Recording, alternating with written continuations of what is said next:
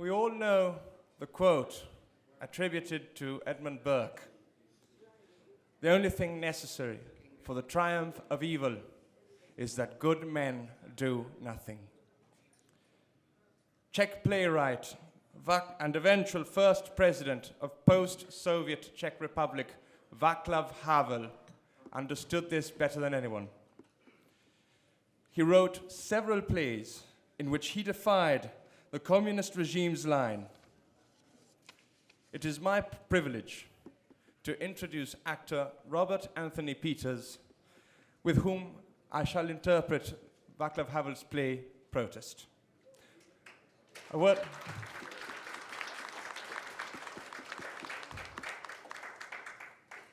We did a few rehearsals via Zoom. Robert lives in the States. I live here, which was very interesting modus operandi, so to say. Today, we managed to do our first run-through in the flesh, and we hope you enjoy it. Thank you.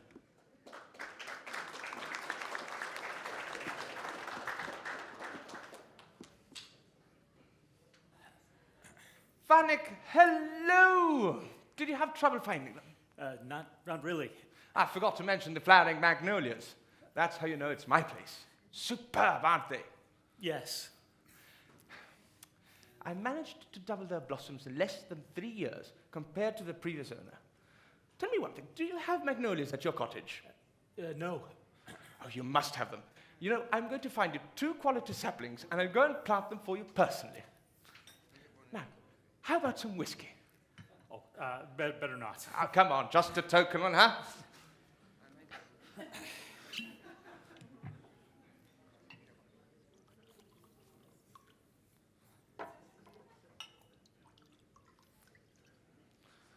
Right, so here's to our reunion. Cheers. Oh. You know, I was afraid you weren't going to come. Why? Well, things got mixed up in an odd sort of way. But why don't you sit down? Oh, yeah. Thank Please. Now, that's more like it. Now, how about some peanuts? No, thanks. Well, you haven't changed much in all these years, you know. Neither have you. Me? Oh, come on, please. I mean, getting on for 50, going grey, aches and pains setting in, and, well, we're not as we used to be. And, well, certainly the present times don't help at all. When was the last time we saw each other? I don't know. Wasn't it at your last opening night? It could be. Seems like another age. We had a bit of an argument. Did we? Yes. You took me to task for my illusions and my over-optimism. Well, how often since then I've had to admit to myself that you were right. But, well, back in the day I still believed that some of the ideals of my youth could be salvaged. And I took you for an incorrigible pessimist. But I'm not a pessimist. Well, you see, everything's turned around. Tell me one thing, are you alone? How do you mean alone? Well, I don't know, was there anybody... Oh, following me. I mean, not that I care. I mean, it was me who called you up in the first place, right? I didn't notice anything. Oh, good. It seems very peaceful here. Yes, that's why we moved here. It was simply impossible to keep on writing near that railway station. Of course, now my greatest joy is the garden. I'll show you around later. I'm afraid I am going to boast a little. Oh, do you cultivate it yourself? Yes. Right now I've been rejuvenating the apricots. You just won't believe the results I get. I'll find you 2 quality saplings and I'll go and plant them for you personally. Well, Ferdinand, how are you? Can't complain, thank you. Do they leave you alone, at least now and then? In a way. And how was it in there? Can our sort bear it at all? You mean in prison? What else can one do? As far as I recall, you used to be bothered by hemorrhoids. Must have been terrible considering the hygiene in there. They gave me suppositories. You ought to have them operated on. You know, it happens that a great friend of mine is our greatest hemorrhoid specialist. I'll arrange it for you. Thank you. You know, it all seems like a beautiful dream.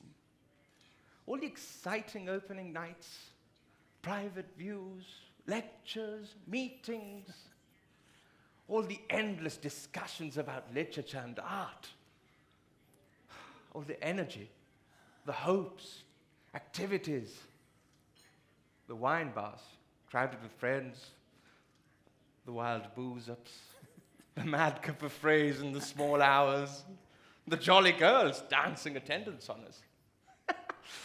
And yet, the mountains of work we managed to get done regardless. That's all over now. It'll never come back. Did they beat you? No. Do they beat people up in there? Oh, sometimes, but not the politicals. I thought about you a great deal. Thank you. I bet in those days it never even occurred to you. What's that?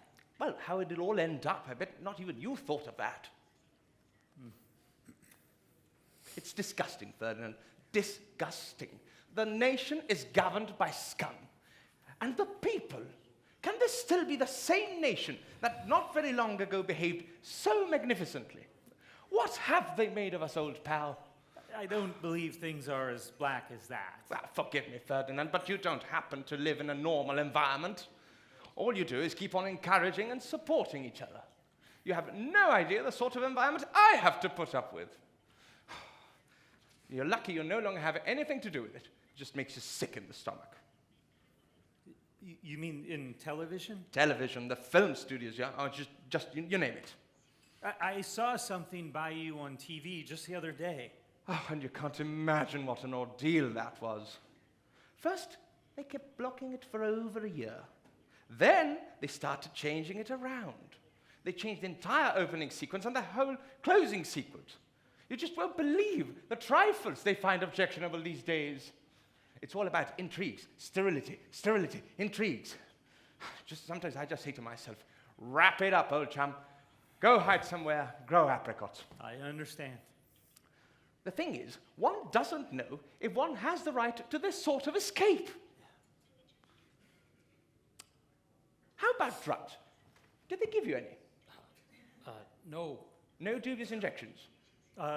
Only some vitamin ones. Well, there must have been something fun in the food then. If anything, it'd be bromide against sex.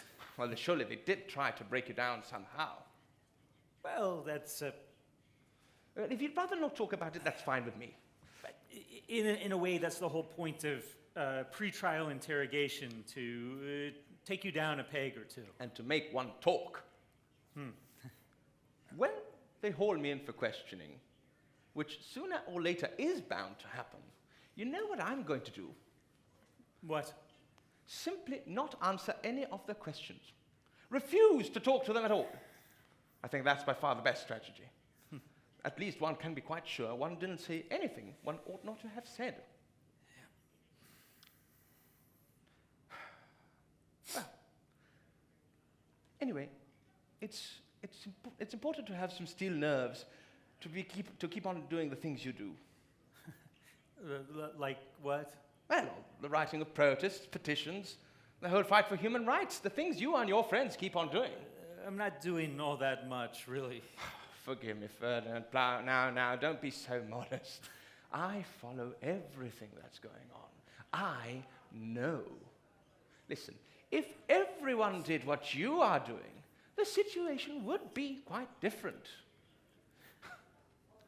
It is important to have people who are not afraid to speak the truth aloud, to call a spade, to defend others. What I'm going to say probably will sound a bit solemn, but the way I see it, you and your friends have taken an almost superhuman task to preserve and carry the remains, The remnant of a moral conscience through the present quagmire. The thread you're spinning might be thin, but who knows? The possibility of the rebirth of the nation hangs on to it. You exaggerate. Well, that's the way I see it anyway. Surely that hope lies in all the decent people. But how many are there? How many? Well, enough. Well, still, but it's you and your friends who are the most exposed to view. Isn't that precisely what makes it easier for us? I wouldn't say so. No. The more exposed you are, the more responsibility you have to all those who know about you, rely on you, trust you, and look up to you. Because to some extent, you keep upholding their honor too. By the way, do you know the new wine bar, the Shaggy Dog? No. Oh, you don't? Oh, let me tell you all about it. The wine there comes straight from the cask. It's not very crowded, and it's not very expensive. Now, the thing is, it's a really charming little place, thanks to a couple of fairly good artists who were given permission, believe it or not, to do the interior decoration. I just can't recommend it warmly enough to you. It's a lively place. But tell me, what did you do? Where did you go? Well, we did a little pub crawling, my friend Landowski and I. Oh, so you were with Landowski. Oh, I see. No wonder you came to Sticky End. I mean, Landowski is a first-class actor, but once he starts drinking, that's it. Surely you can take some more whiskey. Come on, I'll fill it up for you. Well, tell me, Ferdinand, how are you? Have you done any writing? Trying to. A play? One-act play. Another autobiographical one? More or less. You know, my wife and I read the one of the brewery last night. We found it very amusing. I'm glad to hear that. Unfortunately, we were given a rather bad copy. Oh, I'm very hard to read. sorry to hear that. Well, it's a really brilliant little piece, you know. I mean it. Only the ending seemed a bit muddy. I mean, the thing wants to be brought to a more straightforward conclusion. That's all, and you can do that. What about Pavel? Do you see him? Yes. Does he do any writing?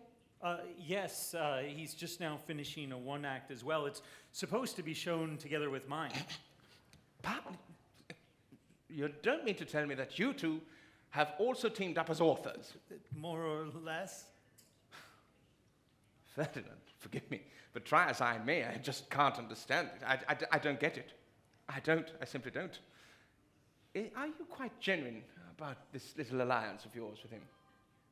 Really? Pavel, I don't know. I mean, just remember the way he started. I mean, Pavel and I, we belong to the same generation, and we've both spanned a similar arc of development, so to speak. But, well, what he said, what he did in those days, well, was a bit too strong even for me. Well, I suppose you know what you're doing. You know best. Yes. Ferdinand? Yes. Tell me. Weren't you a bit surprised when I called you up? A bit. I thought so. I mean, after all, I am among the few people who've managed to keep their heads above water. And I quite understand that because of that, you might want to keep a certain distance from me. Not I. Well, not you, perhaps you yourself. But I understand that maybe your friends believe that anyone who's still got some chance today has either abdicated morally or is unforgivably fooling himself. I don't think so. Well, I wouldn't blame you if you did. I mean, after all, I know too well the grounds from which such prejudice could grow. Ferdinand? Yes. I know what a high price you're paying for the things you're doing. But please don't believe for any minute that it's all that easy for a man who's got either so lucky or so unfortunate as to be still tolerated by the official apparatus and who at the same time wishes to be at peace with his conscience. I know what you mean.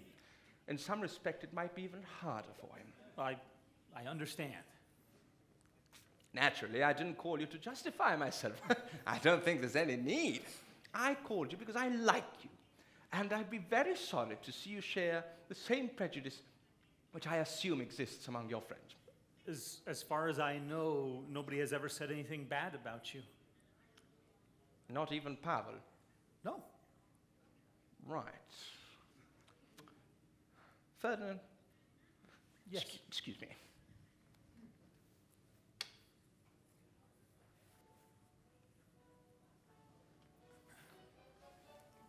Ferdinand, does the name Javouric mean anything to you? Yes, the pop singer, I know him very well. Well, then I assume you are familiar with what happened to him. Yes, of course. The cops jailed him after one of his shows. He told the joke about the cop who ran into the penguin and... Yes, well, that's just an excuse. The truth is, they hate his guts because he sings the way he does. The whole thing is just so cruel, so ludicrous, so base. And cowardly. And cowardly, that's right. You know, well, I've been trying to do something for the boy. I mean, I happen to know some people in the town council and at the prosecutor's office. But you know how this is. It's all promises, promises. Yes, I promise I'll see. And they'll all promise you they're going to look into it. But the moment your back is turned to them, they drop it like a hot potato. So they don't get their fingers burnt. It's just sickening the way everyone just looks after number one. Still, it's good that you tried to do something. Well, Ferdinand, clearly, I'm not the sort of man your friends obviously take me for. Sabine, it's... No, thanks. Well, about Javouric. Yes. Since my attempt at private intervention ended rather fruitless, I was starting to think the whole issue should be tackled in a somewhat different manner. Like writing some sort of protest or petition. In fact, this is the main thing I wanted to discuss with you. Naturally, you're far more experienced in these matters than I am. If there were to be a document with a couple of fairly well-known signatures, like yours, for example, then this would be bound to be published somewhere abroad, which might create some political pressure. I mean, not that they are very much shocked by these kind of antics these days, but, well, I don't see any other way to help the boy. Not to mention Annie. What? Annie? My daughter. What? That's your daughter? Yes? What about her? I thought you knew. Knew what? She's expecting. By Javouric. I see. That's what... No. If you mean to say that I'm only interested in this case just because of a familiar connection... I didn't mean that. But you did imply... I only want to say that's how come you knew about Javouric. I mean, frankly, I wouldn't have expected you to know about the present pop scene. I'd be interested in this case even if it was somebody else carrying his child. No matter who. I know that. But what do you think of my idea to write some sort of protest? I guess this is the sort of thing you had in mind. What's this? Take a look.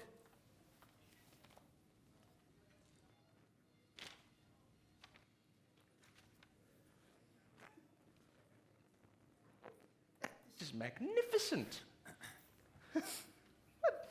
That's a laugh.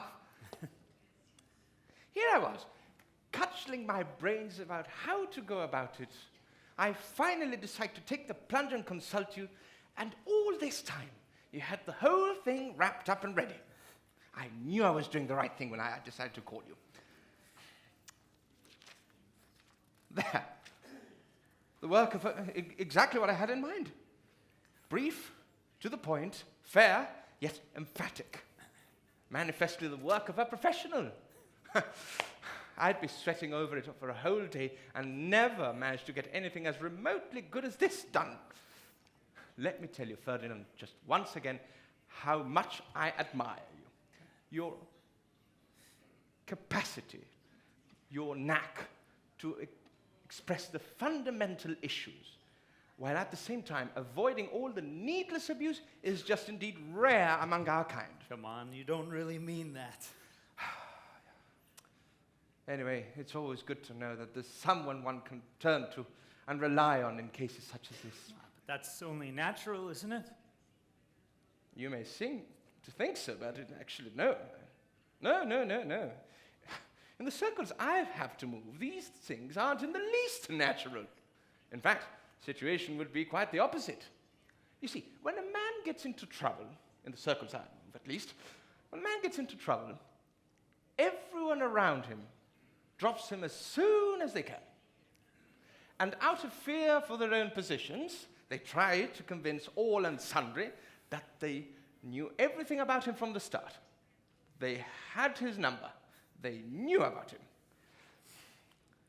But why should I be telling you this when you of all people know best the sort of thing that happens? Well, when you were in prison, your long-time theatre pals just went all in a tirade against you on television. It was just revolting. I'm not angry with Well, them. but I am. And I told them so. In no uncertain terms. You see, Ferdinand, a man in my position learns to put up with a lot of things. But there are limits. I understand this might be awkward for you because you are the injured party. But the moment we begin tolerating this sort of muck, we are de facto assuming co-responsibility for the entire moral morass and permitting its deeper penetration. Am I right?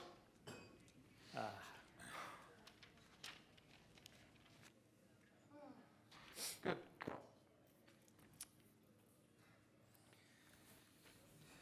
Have you sent it up? We're still collecting signatures.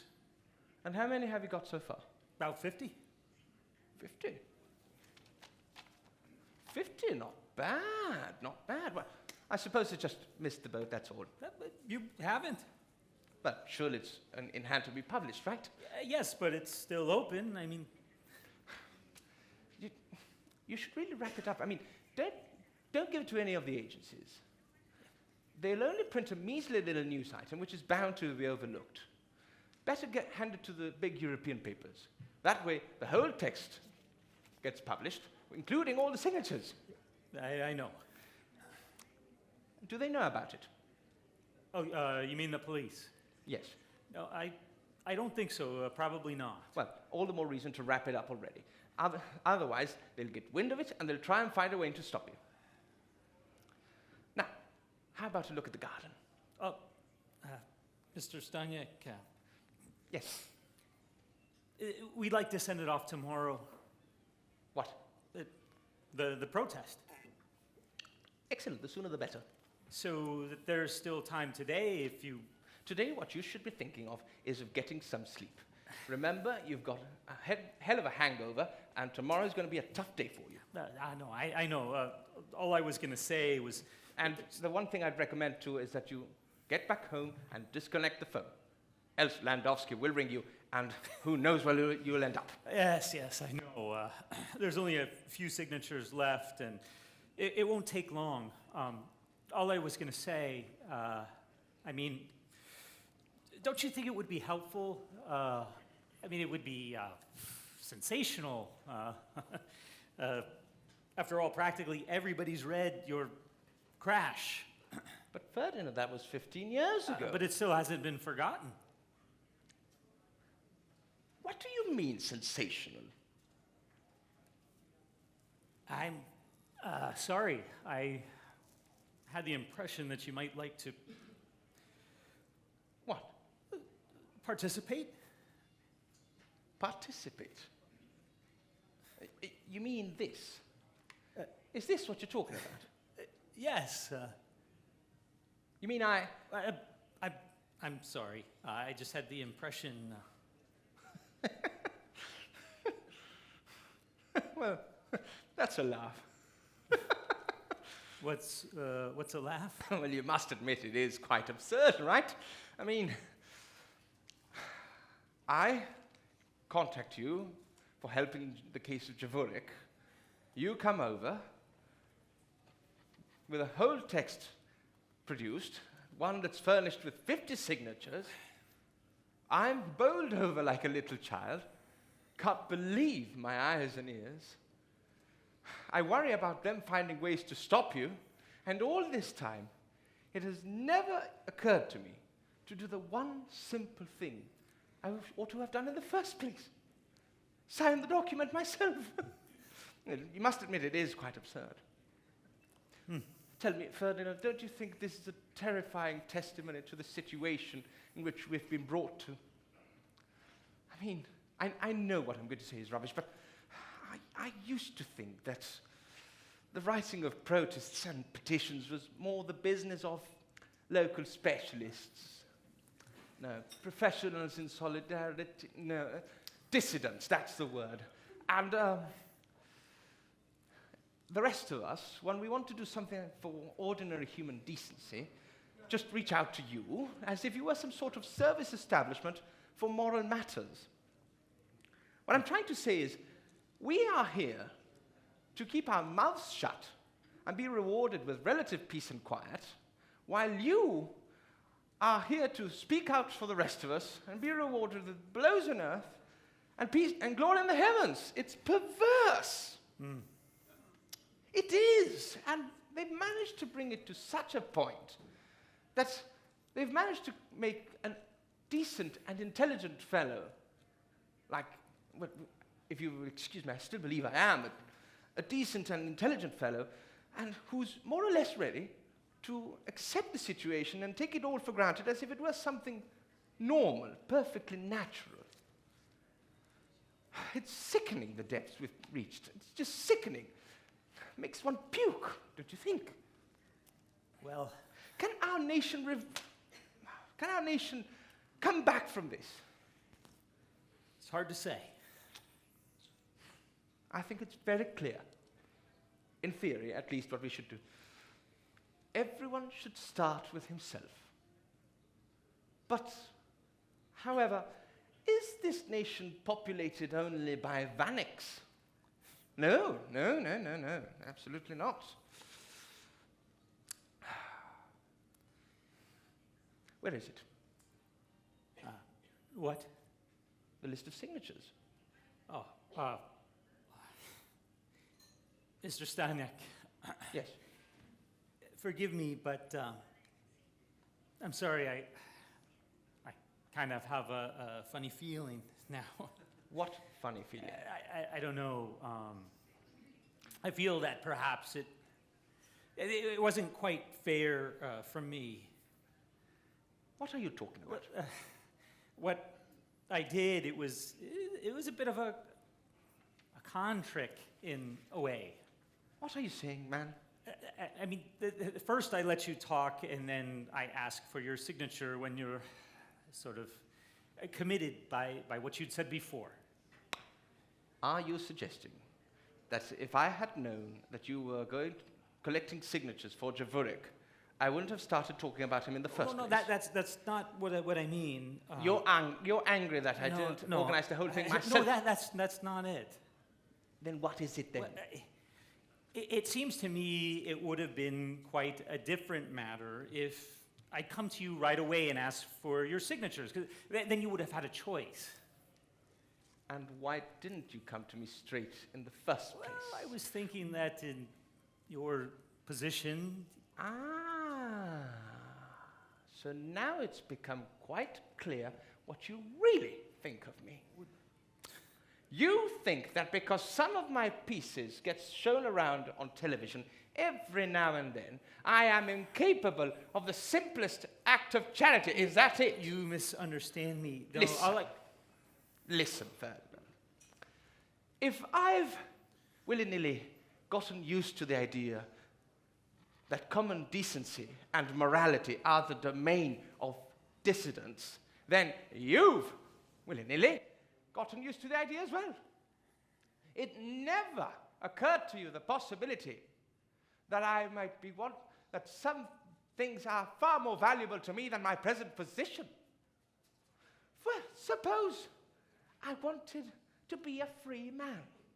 Suppose I wanted to renew my integrity and shake off the yoke of humiliation and shame. It never entered your head that I might be waiting for an opportunity such as this. Huh? No, you simply lumped me with all the hopeless cases with whom it would be pointless to count on in any way. And now, of course, that you've realized I'm not entirely indifferent to the fate of others, you make that slip about my signature, and since you've realized, you've begun apologizing. Don't you realize how you humiliate me? What if all this time, I'd been waiting for an opportunity to act? To do something that would again make a man of me, that would help me get the free rein of my imagination and my lost sense of humor, to rid me of the need to escape my traumas by minding the apricots and the blooming magnolias. Suppose I wanted to live in truth. Suppose I wanted to leave the world of custom-made literature and the proto-culture of television into the world of art that isn't geared to serve anyone at all. Forgive me. I'm very sorry. I didn't mean to hurt your feelings. Just a minute.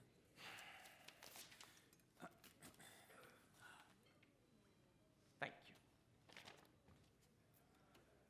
Let me think out loud.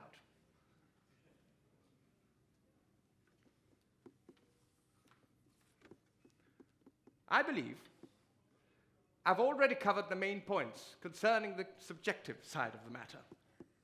If I sign the document, I'm going to regain, after years of being continuously sick to the stomach, my self-esteem, my lost freedom, my honor, and perhaps even some regard among those there close to me. I leave behind the insoluble dilemmas forced on me by the conflict between my concern for my position and my conscience. I'll be able to face with equanimity Annie, myself, and even that young man when he comes back. It'll cost me my job, though my job brings me no satisfaction. On the contrary, it brings me shame. Nevertheless, it does support me and my family a great deal better than if I were to become a night watchman.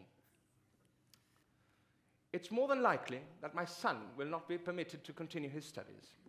On the other hand, I'm sure he's going to have much more respect for me that way than if his permission to study was bought by my refusal to sign the protest for Javurek, whom he happens to worship. Well then, this is the subjective side of the matter. Now, how about the objective side? What happens when, among the signatures of a few well-known dissidents and a handful of Javurek's teenage friends, there suddenly crops up, to everybody's surprise and against all expectation, my signature? The signature of a man who hasn't been seen or heard regarding civic affairs for years. Well, my co-signature is, as well as many of those who don't sign documents of these sort, but who nonetheless, deep down inside, side with those who do, are naturally going to welcome my signature with pleasure. The closed circle of habitual signers, whose signatures, by the way, are already beginning to lose their clout, because they practically cost nothing. I mean, the people in question have long since lost all ways and means by which they could actually pay for their signatures, right? Well, this circle will be broken. A new name shall arise, a name the value of which depends precisely on its previous absence. And of course, may I add, on the high price paid for its appearance. So much for the objective plus of my prospective signature. Now, what about the authorities? My signature is going to surprise, annoy, and upset them for the very reasons which will bring joy to the other signatories. I mean, because it'll make a breach in the barrier the authorities have been building around your lot for so many years and with such effort. Right. Now, let's see about Javorek. Concerning his case, I very much doubt my participation would significantly influence its outcome.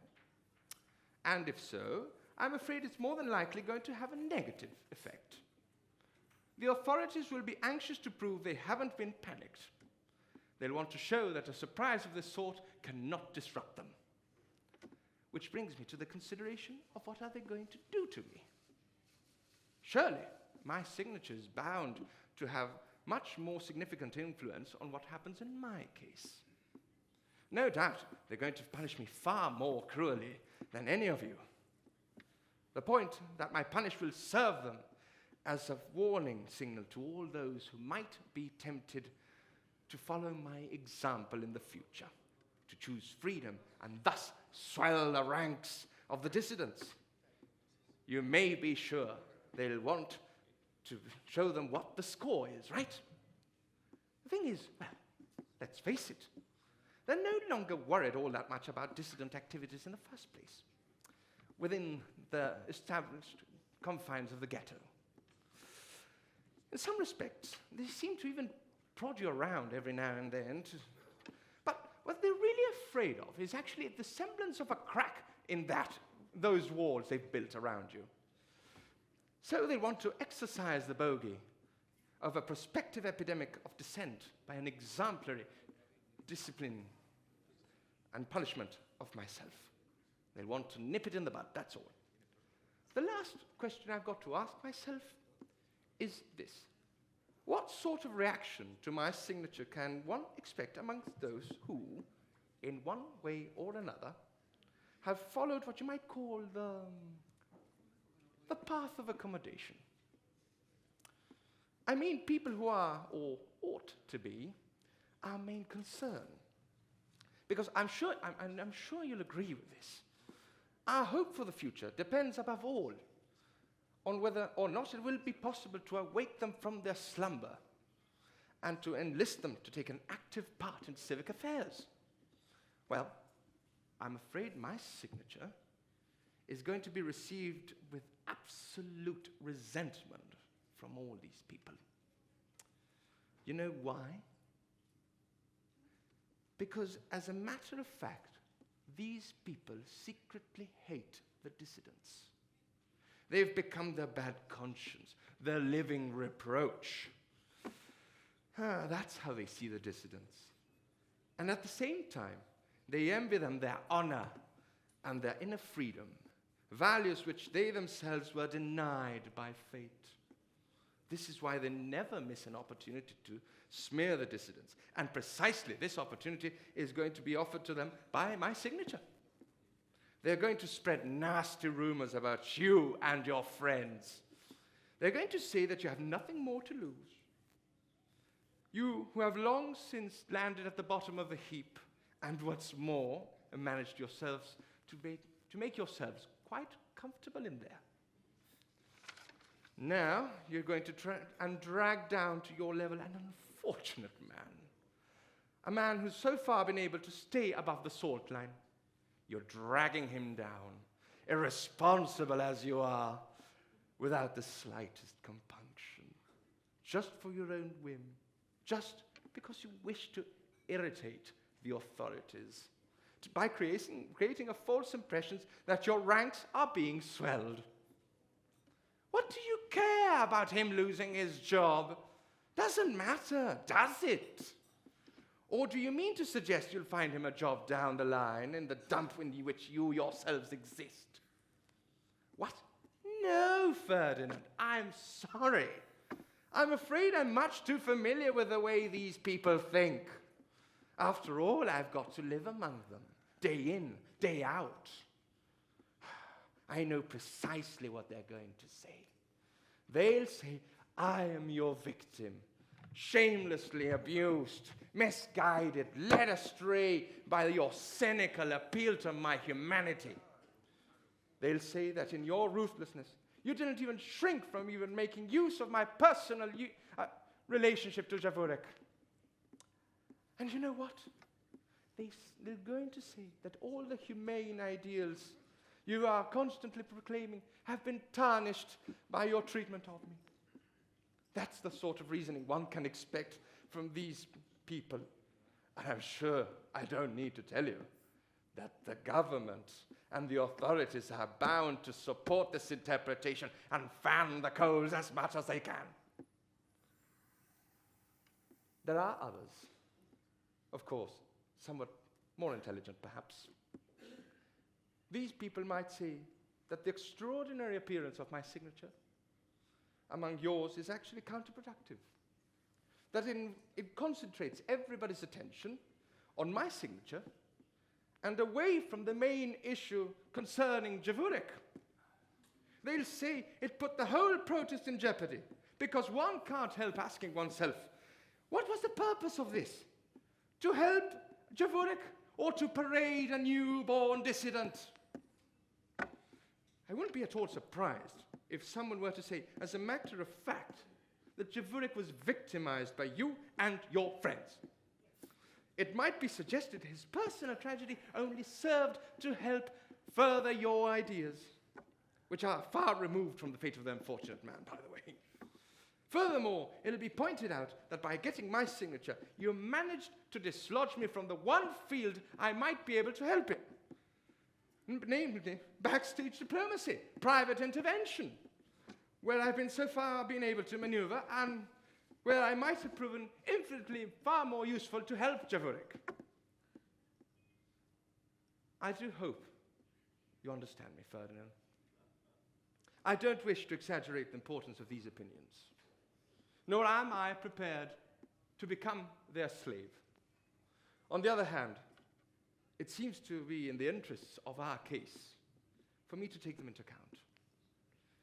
After all, it's a matter of political decision, and a good politician must consider all the issues which are likely to influence the end result of his action, right? In these circumstances, the question one must resolve is as follows. What do I prefer? Do I prefer the inner liberation which my signature is going to bring me? A liberation paid, as it now turns out, by a basically negative objective impact? Or do I choose the other alternative? I mean, the more beneficial effect which the protest would have without my signature, yet paid for my bitter awareness that I've again, who knows, and perhaps for the last time, missed a chance to shake off the bonds of shameful compromises in which I've been choking for years. In other words, if I am to act indeed ethically, and I hope by now you've realized that's the only thing I want to do, which course should I take? Should I be guided by ruthless objective considerations or by more subjective inner feelings? Seems perfectly clear to me. And to me, So that you're going to... unfortunately. Unfortunately.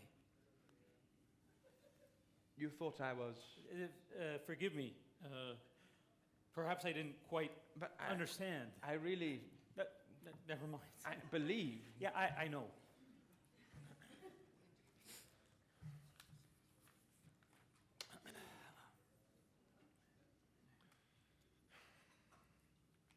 Yes, of course.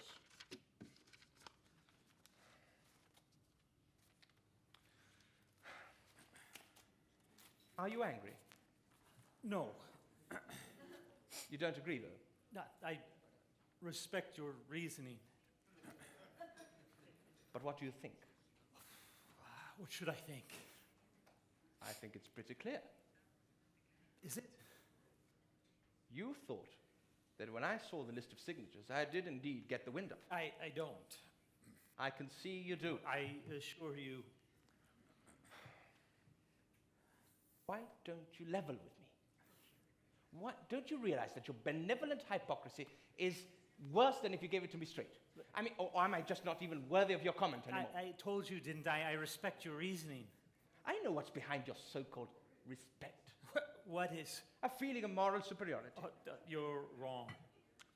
Only the one thing is, I don't really believe that you, of all people, yes, you, should feel so morally superior. What do you mean? You know very well what I mean. No, I do not. Oh, should I tell you? Yes. Well, as far as I know, in prison, you spoke more than you should have.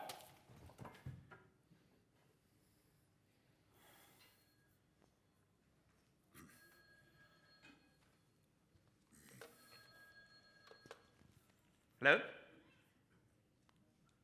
Yes? Oh. Yes, yes. I see. I see.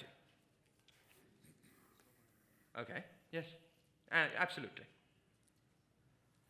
I'll be waiting for you here. Excellent. Thank you. Bye-bye.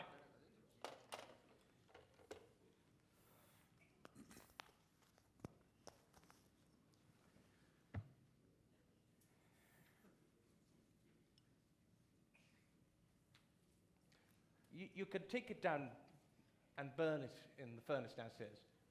What? He's just walked into the canteen to see Annie. Who? Javurik, who else? Javurik? What? Well, that's wonderful. So your private intervention did do some good after all. Thank God we didn't send this petition a few days ago. They would have kept him in there forever just to dig in their heels. My dear friend, you mustn't fret. There's always the possibility that you do more harm than good with your activities. And when you start thinking of it, you may end up doing nothing about it. Now, let's have a look at the garden, shall we?